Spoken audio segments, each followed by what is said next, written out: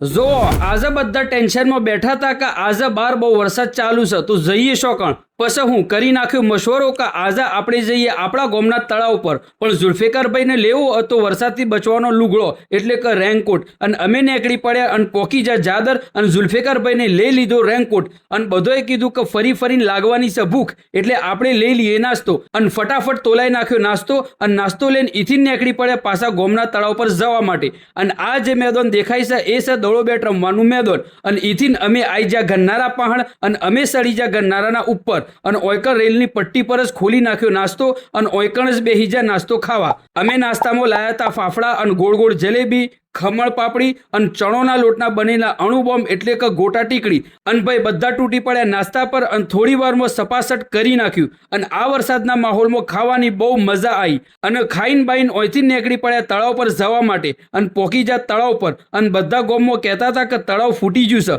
પણ ઓયકળ આવીને જોયું કે તળાવ તો ફૂટ્યું નહોતું પણ આખું ભરાઈ ગયું હતું અને પાળો ધોવાઈ ગઈ હતી એટલે તળાવ ઉભરાઈ ગયું હતું અને આ જો અમારા ગામનું તળાવ સેવું આખું ભરાઈ ગયું છે અને આ વખત તો ખેડૂતોને મજા પડી જવાની છે કેમ કે યુવાના કુવાએ પોણીથી આખા ભરાઈ જશે અને બધોએ કીધું કે હેડી હેડીને લાગ્યો છે થાક એટલે આપણે બધા જઈએ પોતપોતાના ઘેર એટલે અમે નીકળી પડ્યા ઘેર જવા માટે પણ તમે શું ઉપડ્યા પહેલા વિડીયો ઠોકો લાઈક દોસ્તારો અને હગાવાલોમાં કરો શેર અને હા અમારી યુટ્યુબ ચેનલને સબસ્ક્રાઈબ તો કરજો જ.